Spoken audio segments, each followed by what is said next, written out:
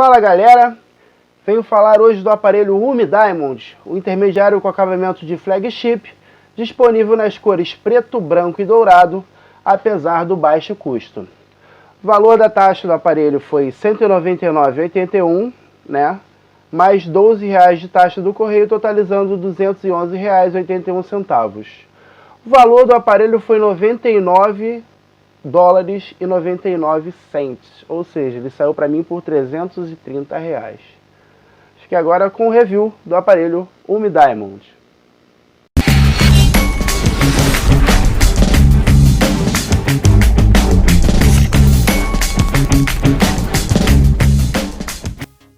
Bem galera, vamos às dimensões do aparelho. O aparelho UMI Diamond, ele tem altura de 14 centímetros, 14,3 centímetros, largura de 7 centímetros e uma espessura de 0,94 milímetros. Ele é um aparelho bem grossinho e ele pesa 180 gramas, tá legal? Na parte de cima dele nós temos a câmera frontal, o sensor de proximidade e o speak de ligações. Nesse cantinho aqui, nesse cantinho direito superior, nós encontramos o LED de notificações dele. No caso, ele pisca vermelho quando está carregando ou quando está acabando a bateria e verde quando chega uma mensagem ou tem uma ligação perdida. Na parte de baixo, nós temos o botão voltar, o botão menu e o botão de multitarefas, tá ok? Na lateral direita, nós temos o botão volume mais, volume menos. Temos aqui também o botão power. Eu vou tirar essa capinha aqui para ficar mais visível, né? Aqui. Vamos focar aqui. O botão volume mais, volume menos e aqui o botão power. Além disso, nada mais, né? Na parte inferior, nós temos as linhas de antena. Aqui nós temos o microfone do aparelho e aqui o alto-falante do aparelho. Na lateral esquerda não temos nada, é uma lateral totalmente lisa. Na parte de cima, nós temos as linhas de antena, o carregador, o conector micro USB de carregamento e transmissão de dados. E aqui nós temos o conector P2 para fone de ouvido, o famoso 3,5 milímetros. Ok? Já na traseira nós temos a câmera do aparelho, um LED flash único aqui, símbolo da empresa, UMI, o logotipo da UMI, e mais alguns códigos aqui que a UMI geralmente põe em todos os seus aparelhos. Agora vamos falar sobre o design do aparelho, né? O aparelho tem toda a sua estrutura construída em alumínio, né? Essa lateral dele aqui, a parte de baixo, toda construída em alumínio, assim como a maioria dos aparelhos chineses. No caso, a traseira dele é de plástico, né? Apesar de ser de plástico, é de um plástico com uma qualidade bem aceitável. Na parte de dentro do aparelho, nós temos aqui essa parte preta, é toda em plástico também, mas mesmo assim ela tem um bom acabamento, não tem nenhum tipo de rebarba. Nos botões também, os botões são também em metais, né? São botões metálicos, tem um bom acabamento, tá ok? Aqui a única coisa que eu tenho a dizer do aparelho é a câmera dele, que é um pouquinho saltada, mas ela já está até um pouquinho marcada aqui no meu aparelho. Deixa eu chegar um pouquinho mais perto aqui, ó. Aqui. Ela é um pouquinho saltada, mas nada que impeça o bom uso do aparelho, não. Agora falando sobre bateria, chips e cartões de memória. O aparelho possui uma bateria de 2.650 mAh, feita pela Sony, uma bateria removível, e que, na minha opinião, não é suficiente para dar conta do uso diário do aparelho, sendo que em uso extremo ele durou apenas 5 horas de uso. Nesse caso, o aparelho não possui carga rápida, então isso tende a dificultar um pouco mais o uso desse aparelho, né?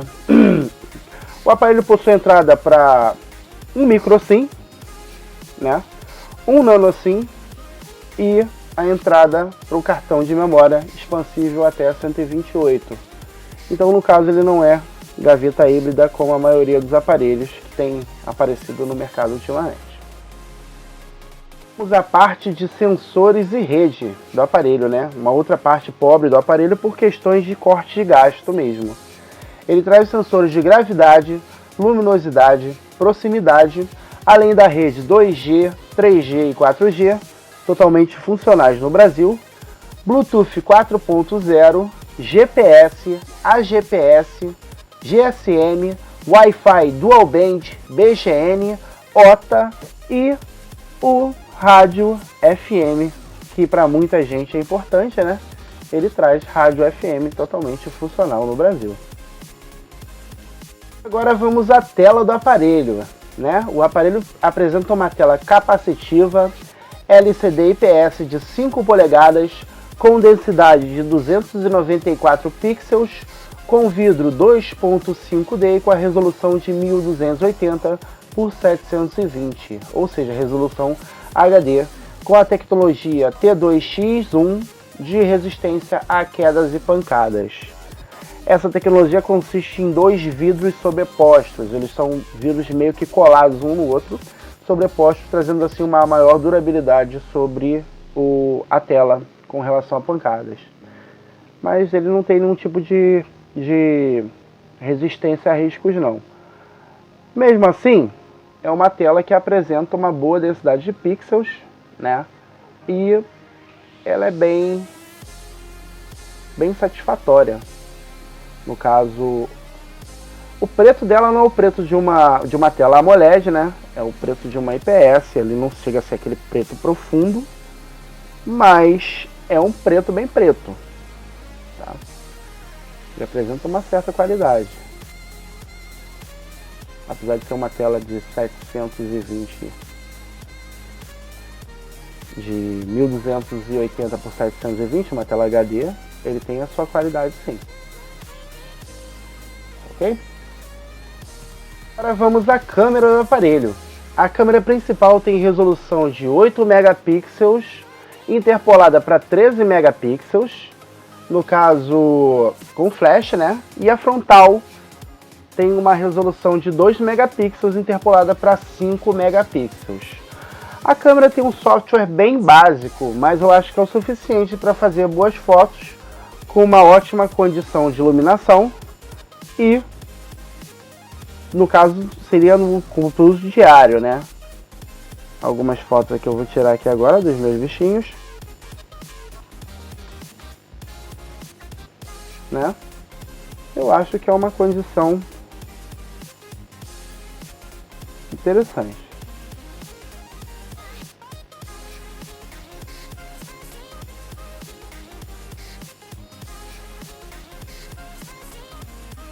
Agora vamos ao ponto forte do aparelho se comparado ao mercado nacional, né?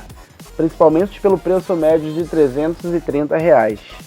Ele vem com o processador MediaTek 6753, um octa-core rodando um clock de 1.3 GHz. Aqui no CPU-Z ele acusa 1.3, apesar do celular ser anunciado com um clock de 1.5. Mas, né, coisas da UMI.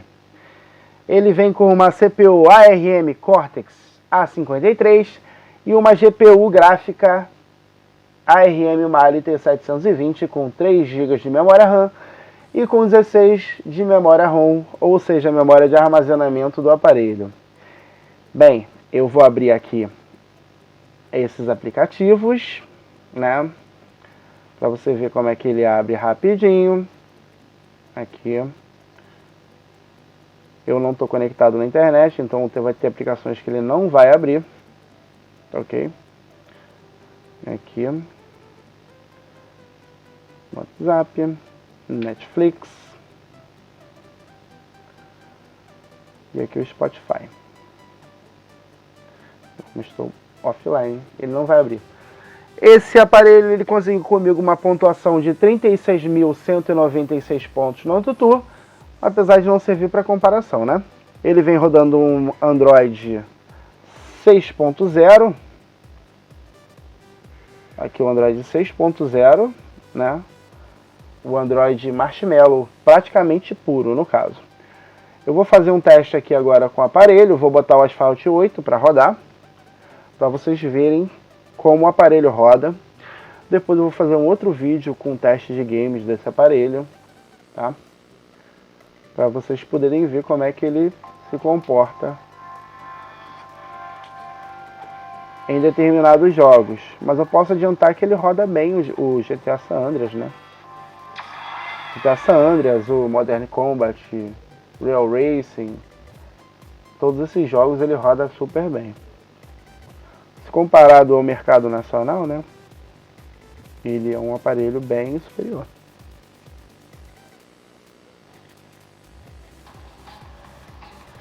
Posso adiantar para vocês que o áudio do aparelho não é muito alto, tá? Ele tem um áudio um pouco baixo.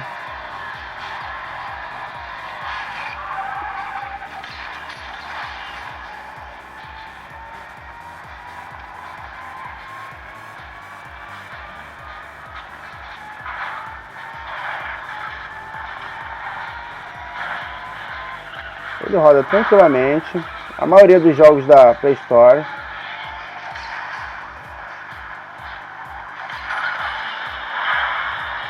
Eu não sou um bom jogador desse jogo, como já deu pra ver. Eu não jogo esse jogo.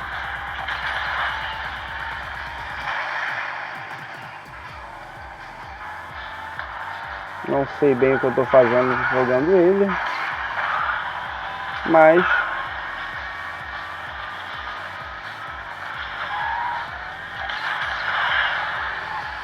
você vê que o aparelho suporta realmente o jogo sem nenhum tipo de engasgo, né?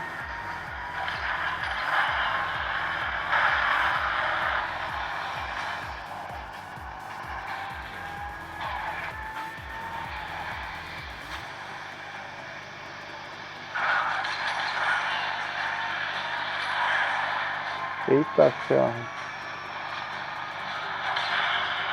Eita.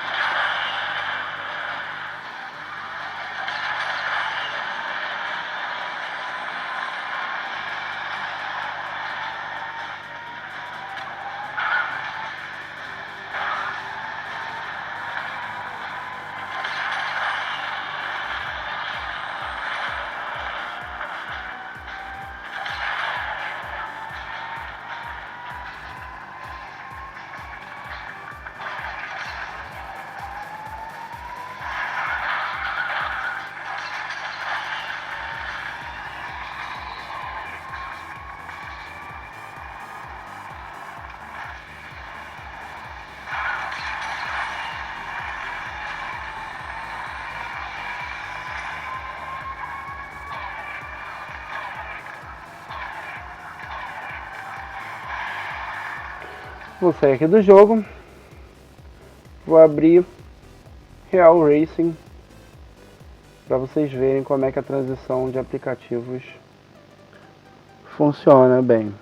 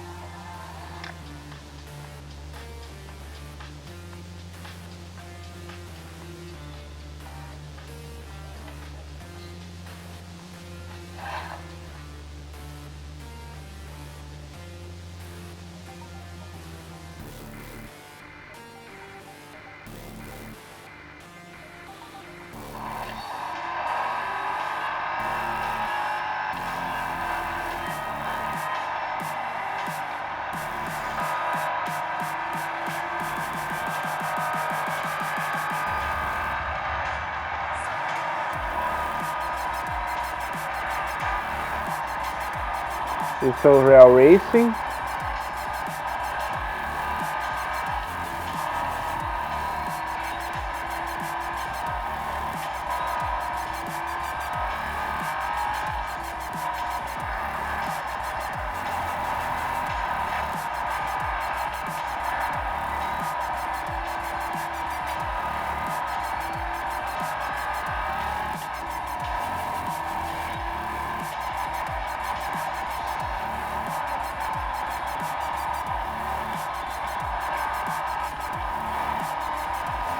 Eu não consigo jogar direito com esse controle.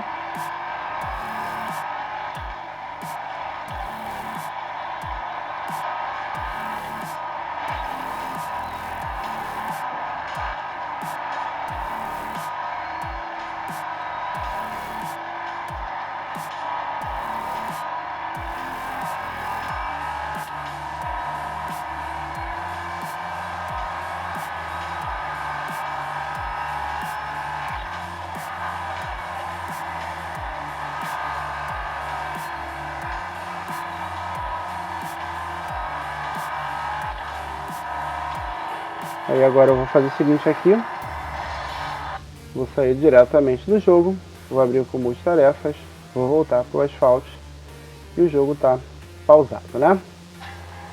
Aqui. Bem, então é esse o review, galera. Esse foi o review do celular Umi Diamond. E até a próxima. Valeu, um abraço. Tchau.